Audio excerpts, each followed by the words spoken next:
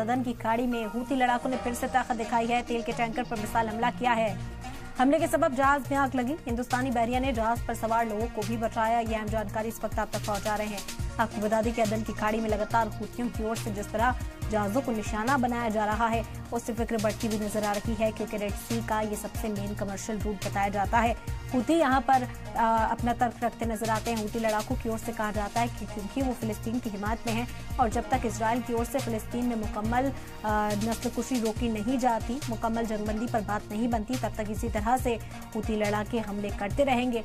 हालांकि इसका जवाब देने की कोशिश अमेरिका और ब्रिटेन की ओर से की गई थी। मुश्तरका कार्रवाई देखी जा रही थी, लेकिन फिलहाल कोई हल होता हुआ दिख नहीं रहा। खलीज अदन के लाल सागर में कशीदगी का सिलसिला जारी है। हिंदुस्तानी जहाज वाले ब्रिटिश ऑयल टैंकर पर यमन के हौसी जंगजुओं की तरफ से हमला किए जाने के बाद हिंदुस्तानी नौसेना ने अपना खतरनाक जंगी जहाज अदन की खाड़ी में तैनात कर दिया। हिंदुस्तानी बहरिया का कहना है कि उससे 26 जनवरी की रात को British oil tanker MV Marlin Luanda में एक डिट्रेस कॉल यानी खतरे का इशारा मिलने के जवाब में अदन की खाड़ी में अपने गाइडेड मिसाइल INS विशाखापट्टनम को तैनात किया।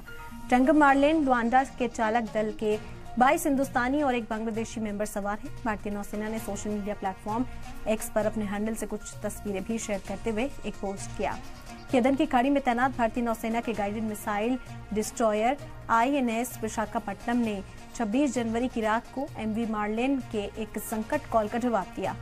पोस्ट में कहा गया कि खतरे के 2-4 मुर्जिन जहाज पर अग्निमिशन आलात के साथ NBCD टीम ने इस तरफ अग्निमिशन कोशिशों को बढ़ाया। MV पर चालक दल की मदद के लिए INS विशाखापट्टनम से मदद पहुंचाई गई। MV में 22 हिंदुस्तानी और एक बांग्लादेश वाला चालक सवार था। पोस्ट में भी कहा गया कि भारतीय नौसेना MV की सिक्योरिटी और समुद्र में जिंदगी की सिक्योरिटी यकीनी करने पर पाबंद अहद है। इसी बीच ऑयल टैंकर MV मार्लेन पर हमला करने की जिम्मेदारी यमन के हूती जंगजुओं ने ली।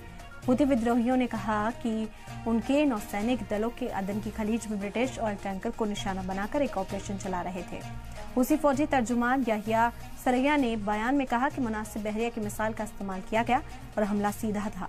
वहीं अमेरिका ने भी MV मार्लेन लुआंडा पर हौसियों के हमले की तस्दीक की। लाल सागर और अरब सागर के कुछ हिस्सों समेत खित्ते में कारोबारी जहाजों पर ड्रोन और समुद्री डाकुओं के हमले लगातार जारी हैं।